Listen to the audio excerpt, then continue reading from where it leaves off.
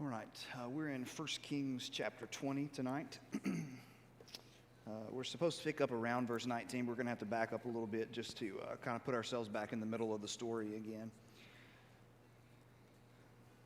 So in chapter 19, Elijah has been through his difficulties, and he has seen himself as the only one who's still serving God. And of course, this text corrects that.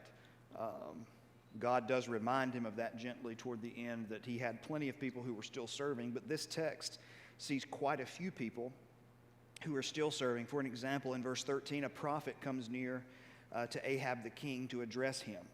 And that's before the first battle. The second battle, in verse 28, a man of God came near.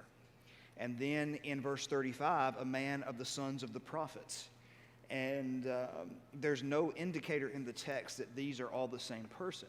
And so with that being said, that's one, actually there would be a fourth one. The prophet came near to the king in verse 22, so another prophet comes here. So there may be 4 different prophets mentioned in this chapter alone, okay? And then we'll meet him, Elijah will come back on the scene in 21, but in 22, a prophet named Micaiah takes center stage. And so it shows you that Elijah is not the only one, and that's one of the points being driven home that is here. And so now we're seeing this war that's taking place between Syria and the people of Israel, the 10 northern tribes. Now, last week, I scribbled some on the board, and I'm not going to do that again. But you remember basically what led to this war. So Syria is northeast of Palestine, and they had trade routes and agreements down through Moab, and then some that would probably work their way through the King's Highway, which cut through Israel. And they had a treaty with Phoenicia, which was on the Mediterranean sea coast. And so Ahab's father, Omri, had conquered Moab and cut off that. Then when Ahab married Jezebel, that cut off that alliance. And then the Assyrians were pressing down on them from the north. And so the only way for them to kind of regroup for the Assyrian assault is to basically turn their attention, because if they can conquer Israel, then that will open up Phoenicia again. That will also open up Moab, because they would technically be in control of Moab and Israel. And then Phoenicia, that treaty would stand. And so if you look at it just politically speaking, it's pretty common sense, pretty smart move on Syria's part. To attack Israel, to keep the onslaught of Assyria coming. But of course, nobody's going to stop Assyria. They're going to march on through. And so we have Ben-Hadad, king of Syria, and we talked about last week that Ben-Hadad is most likely just a ruling name. It's not necessarily a personal name the way that we would think of it. And so here he comes, and he comes to Samaria. How close he gets, it doesn't seem that he's besieging Samaria. Okay, besieging is where you just lock it down. Okay, you put your troops all the way around the city and you just lock it down. No one gets in, no one comes out. They travel some distances between to communicate, so it seems like he's at least putting pressure on Samaria. He may not necessarily have it besieged to be completely locked down, but he's certainly put pressure on it and trying to expose a weakness. And you remember that he asks, in the beginning of the chapter, he asks for the king's wives and his children, and Ahab just rolls over at the first and says, yeah, you can have them. And then Ben-Hadad ups the ante, and then all of a sudden Ahab's not okay with that. And that's somewhat peculiar to me, why Ahab does what he does. But again, Ahab is anything but a God-fearing man, and so it's not uncommon that we wouldn't understand what's going on. But anyway, in the midst of this, in verse 13, let's pick up here. In verse 13 it says, behold, a prophet came near to Ahab, king of Israel, and said, thus says the Lord, have you seen all this great multitude? Behold, I will give it into your hand this day, and you shall know that I am the Lord. And so we talked about the importance of this because God is extending to Ahab some amazing grace here. Ahab has shown absolutely zero interest in God, pretty much. I mean, debatable at the end of chapter 18, maybe. But on the whole, zero interest. Okay? And so every one of us, we feel like we'd be justified if God would have said what to him? You don't want anything to do with me? You're on your own. But he doesn't. He sends a prophet and he communicates to him and he says, I'm going to give you a chance. I'm going to deliver these people into your hand, and you shall know that I am the Lord. He's still trying to get his attention. He's still trying to help him see who God is. And it's an amazing thing about God's patience and his goodness, which is interesting to me that so many people read the Old Testament and they say that God basically had no patience. He just zapped people and that was the end of it. And when I hear people say that, I almost immediately know they haven't read it, or they haven't read it correctly, because that's just not the message. The message is God being extremely patient, giving wicked rulers ample time and opportunities to be able to be penitent. And even the people of Israel, when he has to punish them, when you read the prophets, the most beautiful language in the world is God pronounces judgment on them, but it's like he can't get through the judgment long enough before he promises, but hey, I'm going to bring you back and everything's going to be even better than you could have imagined before. I mean, so it's hard to understand how certain people read the Old Testament when God is extremely patient. And he's trying to get Ahab's attention. And so Ahab, of course, receives this message, and he says, by whom? And he said, thus says the Lord, by the servants of the governors of the districts. Then he said, who shall begin the battle? He answered, you, that is Israel's, to launch the assault. And he mustered the servants of the governors of the districts, and there were 232 of them, and he mustered all the people of Israel, 7,000. And so we talked about this some last week as well, that the term for servants here, these are not trained servants. That word actually gives the idea of untrained servants.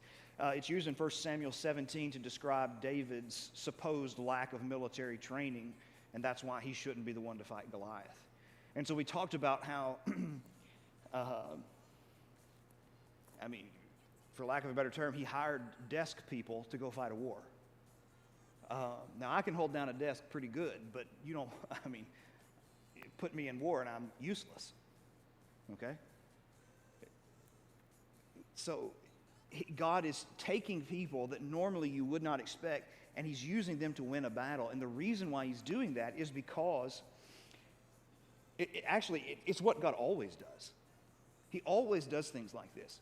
Because when this thing is done, nobody can stand up and say, you know what? We did that all on our own. It was our own strength. It was our own strategy. It was our own planning ability. Nobody can say that. Look at Jericho. I mean, who's going to look at Jericho and say, you know what, the children of Israel, that battle plan was perfect. They drew it up, they executed it, and they really just wiped the floor with Jericho. What military leader in their right mind says, let's march around the walls? And by the way, this is preparing us for the New Testament gospel message. Because the New Testament, especially in 1 Corinthians 1, talks about confounding conventional human wisdom.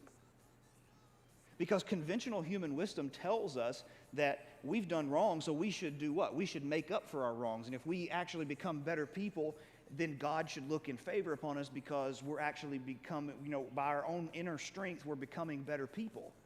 And we're earning our way back to God after we send ourselves away from him. But that's not what the gospel says. The gospel says that the lostness in our sinfulness, you can't fill that gap. And the very reason why it says that is, and he quotes from Jeremiah chapter 9, so that no flesh might glory in his presence. No one can look at God and say, I earned my way back to you. It didn't happen. And so these moments are tremendous, and they're helping us to get ready. And then in verse 16, it says, they went out at noon while Ben-Hadad was drinking himself drunk in the booths, and the 32 kings who were with him, and we talked about these being more like tribal chieftains, not necessarily kings in the sense that we would commonly associate. And the servants and the governors of the districts went out first, and Ben-Hadad sent out scouts, and they reported to him, men are coming out from Samaria. And he said, if they have come out for peace, take them alive, or if they've come out for war, take them alive. What did we observe about this advice? Or this order, really. It wasn't advice, it was an order.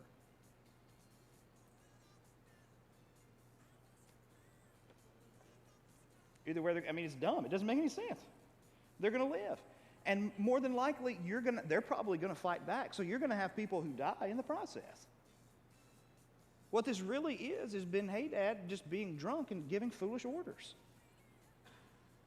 And this is one of the reasons why Proverbs 31 talks to kings and says this is why kings should not give themselves to strong drink.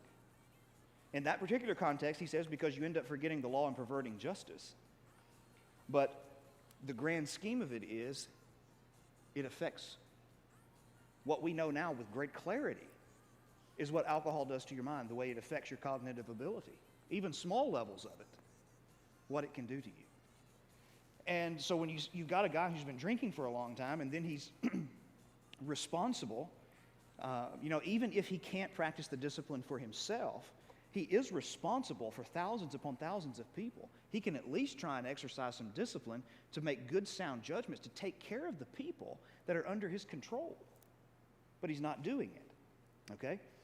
So verse 19, it says, so these went out of the city, the servants and the governors of the districts and the army that followed them, and each struck down his man. The Syrians fled, and Israel pursued them, but Ben-Hadad, king of Syria, escaped on a horse with horsemen, and the king of Israel went out and struck the horses and the chariots and struck the Syrians with a great blow. So everything goes exactly the way God said it would. These individuals who weren't supposed to be warriors go out and they win. Ben-Hadad runs, and then Ahab goes and he strikes down the horses and tears up the chariots and things along that line. Now, we've also talked about how that this was a bad plan kind of from the beginning. So Samaria is in a mountainous region, okay? Chariots are very effective,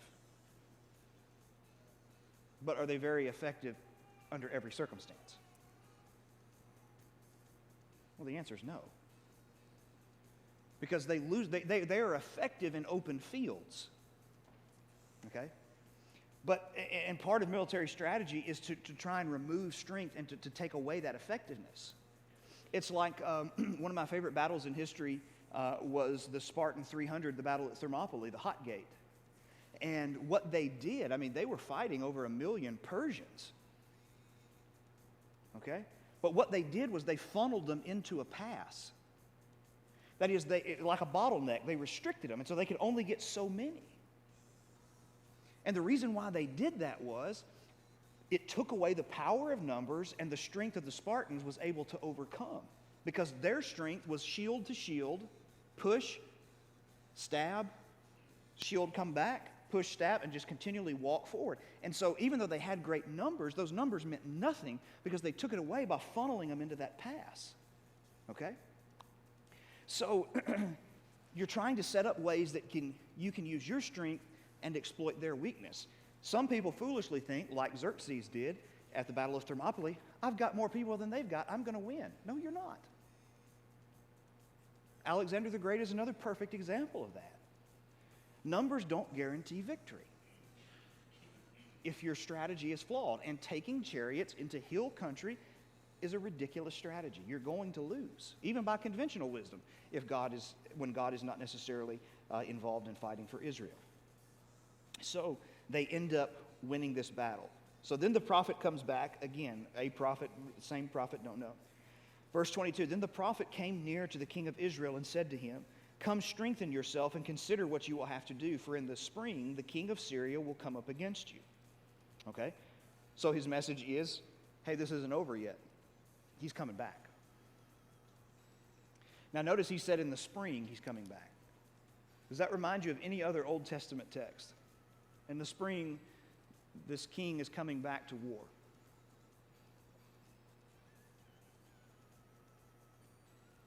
It's a very famous text.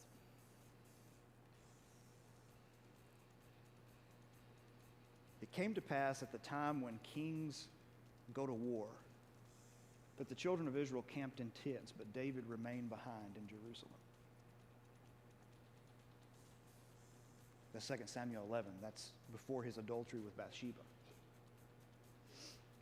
Spring was wartime.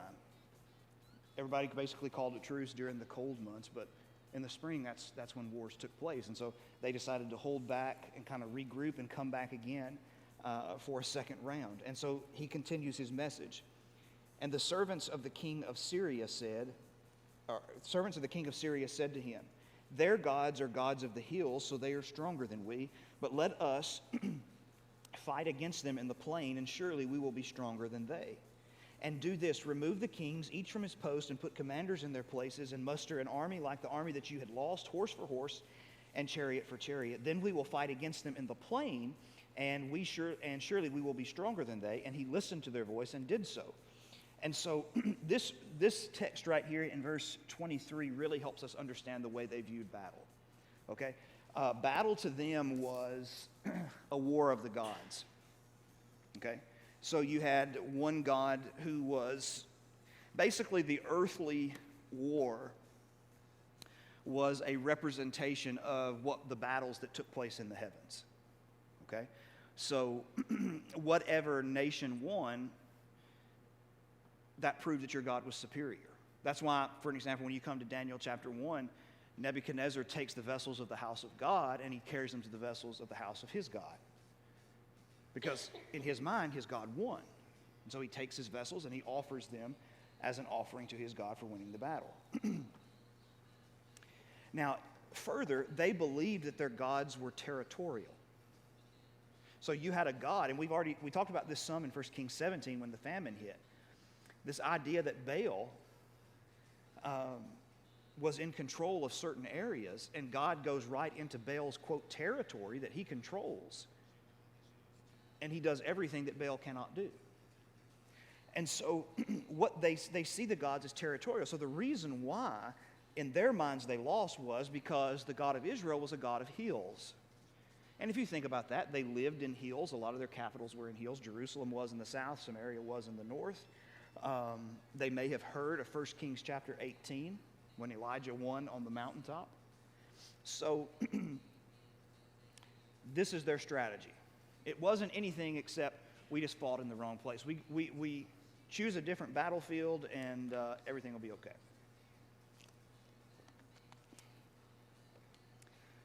The only problem is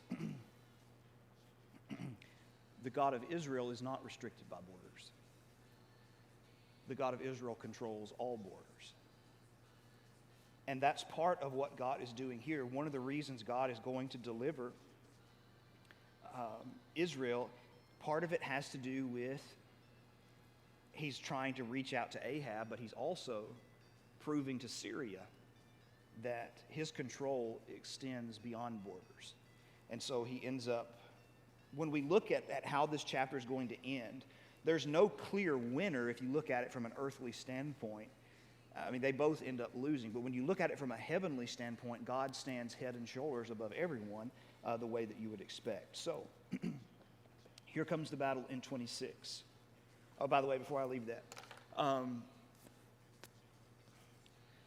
so a very practical way of thinking about that, and people say, that's kind of foolish. Why would you believe that that a God was restricted by borders? Okay, let me ask this. Do we believe that in ways?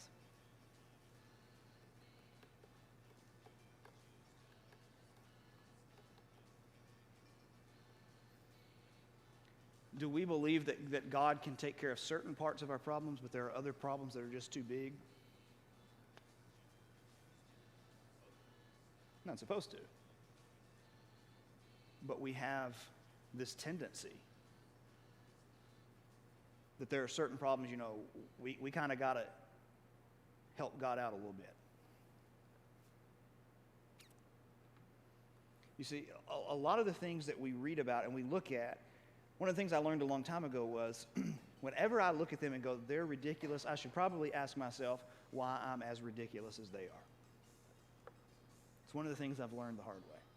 When you read Numbers and you see what they do in the wilderness, the way I look at Numbers, I've called it the mirror in the wilderness. Because when I watch them in the wilderness, it's like looking at a mirror of myself. Foolishness. Foolish mistakes over and over again. God giving you every reason to trust Him and you don't. And so we can kind of get into that. God can take care of certain problems. But I'm not sure He can take care of my relationship problems or my family problems, or we end up trying to box Him in, basically, and not give Him access to every portion of our lives. So In 26, it says, in spring, Ben-Hadad mustered the Syrians and went to Aphek to fight against Israel. Now, remember, they're changing locations because the first battle was in the hills and now they need plains. Okay? And so Aphek is about, it's a little east of the Sea of Galilee. You can look on a map. The Sea of Galilee is the sea in the very northern portion. That is, well, the large sea, Lake Hula is above it. But it's there, and it's on the other side of the Jordan River in what we call the Transjordan. And so they go to Aphek, and the people of Israel were mustered and were provisioned and went against them. And I love this statement. The people of Israel encamped before them like two little flocks of goats, but the Syrians filled the country. I like that. It's amazing, the Bible uses vernacular, common phrases that were common to them, the same way we use phrases all the time. And the reason why I bring that up is because sometimes we get into trouble understanding Scripture because we don't understand. We try to treat language sometimes way too literal. Okay? When the way that's just a metaphorical way of them saying something. Okay? And so we kind of have to pay attention to what's going on. The image that's being used here, what is the image that he's putting in your head? If you picture it in your head, he's trying to show you a battlefield in your head. So you've got a battlefield, and on the Syrian side, there are tents, soldiers, everything lined up as far as the eye can see. Screen pans over to Israel. It's like a little flock of goats here, and a little flock of goats here. He's showing us the disproportionate nature of what is going on. Again, this is God doing the same thing he did in the first occasion by showing that no one is going to do this by their own ability. Okay? So in verse 28 it says, a man of God came near. Most likely a prophet, whether it's the same one that's been doing everything, we don't know. Said to the king of Israel, thus says the Lord, because the Syrians have said, the Lord is a God of the hills, and he is not a God of the valleys, therefore I will give all this great multitude into your hand, and you shall know that I am the Lord. Okay, so I'm going to prove my point. I'm going to prove who I am. And that's another thing, too.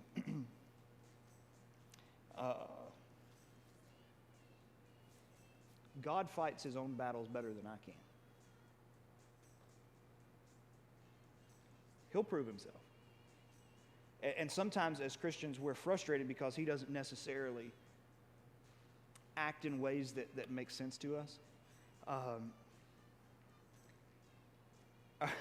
I remember a question was asked one time of why does God put up with people that run their mouth off to him and just go throughout the earth and just speak against him and just run their mouth off all the time and convince other people he doesn't exist and all these different things and all of those things that go on. And one of my teachers, I loved him. He was just he's one of the smartest men I'd ever met, one of the most educated men I've ever met. He had 4 bachelor's degrees, 3 master's degrees, a doctorate, and postdoctoral work. He's just a good old Alabama. He's from Warrior, Alabama. And he had a way of communicating that anybody could understand. And he said, let me put it to you this way. He said, we're standing on a railroad, and we're watching a giant freight train that's coming our way. And you've got a little ant who's standing on the rails of that train, the train rails. And it's running its mouth saying to that train, you're not going to come through here. I'm going to stop you and put you in your place, and nothing's going to happen. And then right before that train hits it, it kind of falls off, and the train passes by, and the ant gets back up and turns around and looks at the train that's gone by and said, well, see, you just got lucky. Come back, and I'll get you. He said, what train conductor in their right mind is going to stop that train and back up to have a fight with an ant? God is working his purposes, and he's moving them like a freight train through this world. He's not concerned with every single little person that raises their pipsqueak voice against him. He's not going to stop his purpose so that he can deal with every single little person along the way who runs their mouth. But ultimately, he will. That's what judgment is about. That's what the second coming is about. It's about part of it anyway, not all of it. Part of it is vindication. So, that's what he's saying here. They've made a statement about me that is not true, and I'm going to show it's not true. Look how personally God took that. They said, I'm a God of the hills, but not a God of the valleys. God took that personal.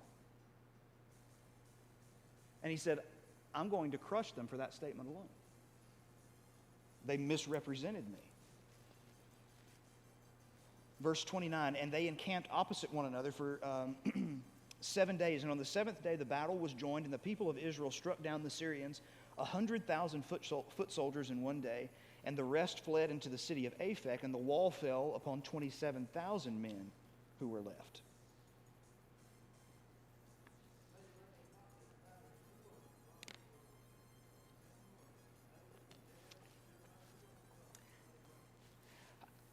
I don't know. My guess would be, so there are a couple possibilities that we know by name. Elijah probably is out because he would have most likely been called by name.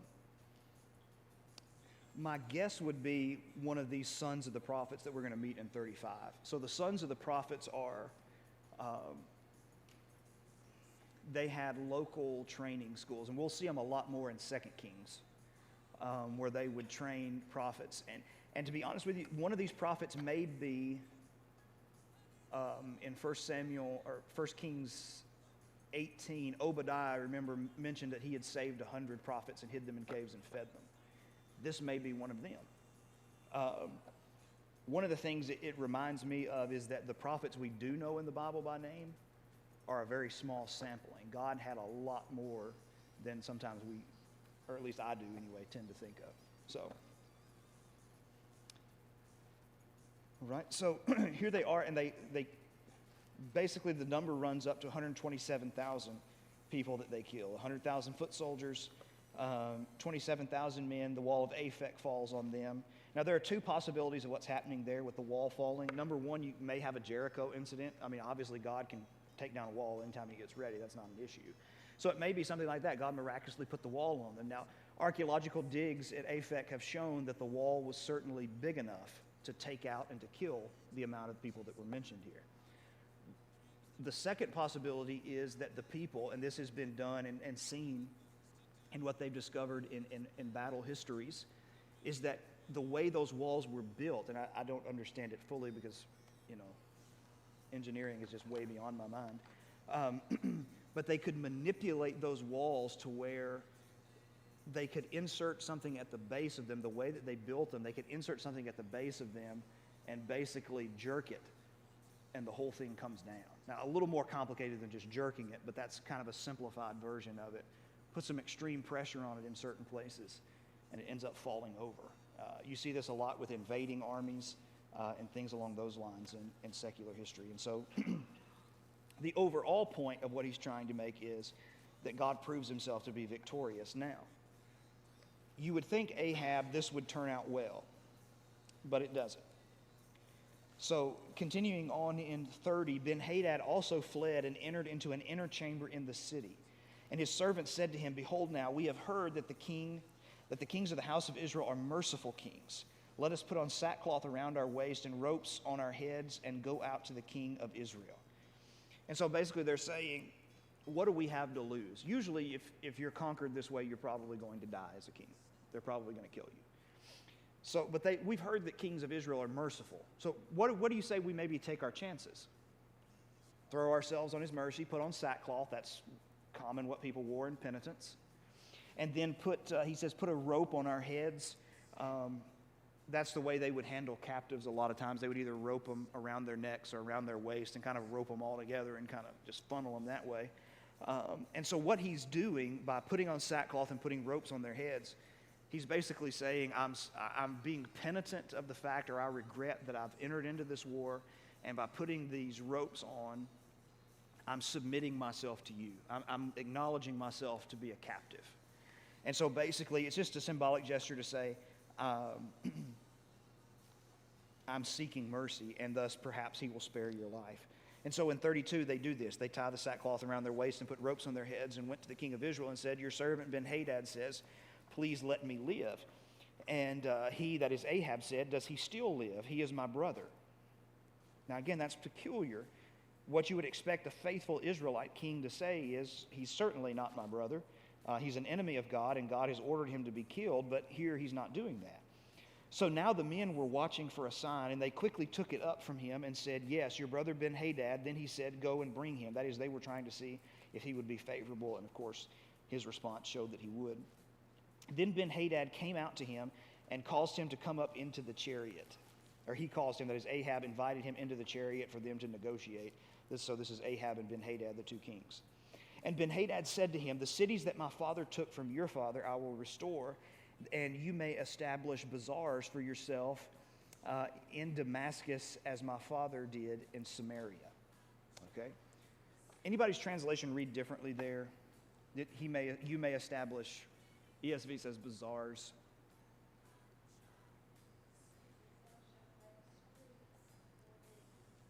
Okay, streets. Anybody got anything different? Marketplaces. Okay. Marketplaces is probably the better idea. Streets gets close. Basically, what he's offering him is a trade deal. Okay, you can come into our place and we'll set up a trade agreement. I'll give you outposts where you can sell your goods in the midst of my country and things along those lines. And so he's saying, I'm going to give you cities back that we took, and then I'm also going to give you inroads and give you sweeten your pocket with an international trade deal. And with that, of course, he is trying to bribe him. And Ahab said, I will let you go on those terms. So he made a covenant with him and let him go. Said, sounds good to me. The only problem is that's not what he was supposed to do. He was supposed to kill him. He was devoted to destruction. This incident is eerily similar to 1 Samuel 15, the incident that ends it for Saul. Saul was sent by God to the Amalekites to utterly destroy everything of Amalek. Nothing was to be kept, not even an animal, not a human being, nothing. Wipe it clean because of the way they treated Israel in the wilderness wanderings. And so what does Saul do?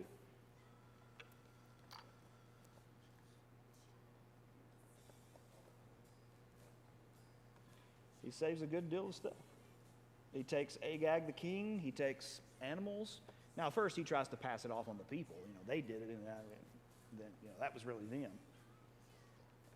And God rejected him that day, and it was permanent. Actually, Samuel goes and kills Agag to make it right for what he was supposed to do. Now, here's the thing, too. By the way, that 1 Samuel 15 incident is very interesting when you open the book of Esther. Because one of the major thorns in the flesh, or thorn in the flesh, for the people of Israel in Esther is a descendant of Amalek. And if Saul would have done his job, he never would have created a problem for Israel hundreds of years later. So he takes a pragmatic approach. And the point I want to make there is be cautious of pragmatic approaches. When God speaks very clearly, he expects it to be followed. We have to be cautious and say, well, I know what he said, but we still, technically, we took the city of Amalek and we destroyed it. If you look at it, I guarantee you we had pretty much a 99% destruction rate in Amalek. And God said, that's rebellion. And I view that the same way I would witchcraft. Because you didn't do it. You thought my word could be changed or compromised in some way. And that's something for modern day people we have to be cautious of looking at the commands of God and then trying to be pragmatic with them. Does he really mean it? Well, technically, we did. Wait a minute. what do we know for certain that God has clearly said about the subject? Okay? Then why are we playing with it?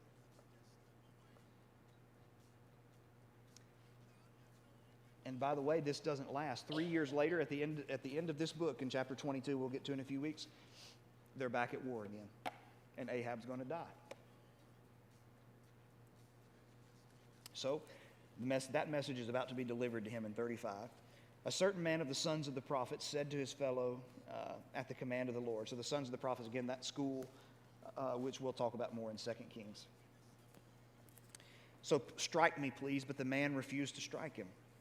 And he said to him, because you have not obeyed the voice of the Lord, behold, as soon as you have gone from me, a lion shall strike you down. And as soon as he departed from him, a lion met him and struck him down. First of all, it sounds kind of familiar because we've already seen a prophet who's been killed by a lion for not doing what God told him to in 1 Kings 13.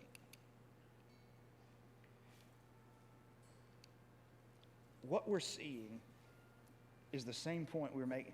Here's a prophet saying to another one, strike me. And the reason he wants him to strike him is because he's going to disguise himself as a prop to make a point to Ahab.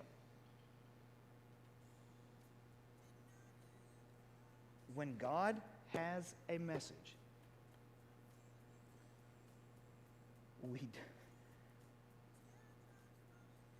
we can try and be pragmatic with it. We can flat out not do it. But both of them are still viewed as outright rebellion against God. And so, this individual dies because he wouldn't punch, basically, a prophet who told him to. So he goes to another one. Verse 37, and he found another man and said, strike me, please. And the man struck him, and he struck him, and he wounded him. So the prophet departed and waited for the king by the way, disguising himself with a bandage over his eyes. And as the king passed by, he cried to the king and said, your servant went out into the midst of the battle, and behold, a soldier turned and brought a man to me and said, guard this man, and if by any means he is missing on your life shall be for his life, or else you will pay a talent of silver. And so this is the story the prophet concocts. It's very similar to what happens in 2 Samuel 12 when he calls David's hand through Nathan. So he comes up to the king's chariot as he's passing by and says, I'm basically seeking mercy because I went to battle. A person was captured. He was delivered over to me to hold in safekeeping. While he was in my keeping, I was doing things. I turned around and he was gone. So I have a price that I have to pay, either my life or a talent of silver, which was an extreme amount of money. Okay? And so he's seeking the mercy of the king. Now watch what Ahab says to him. The king of Israel said to him, so shall your judgment be. You yourself have decided it. That is, you should have paid more attention to what you were doing.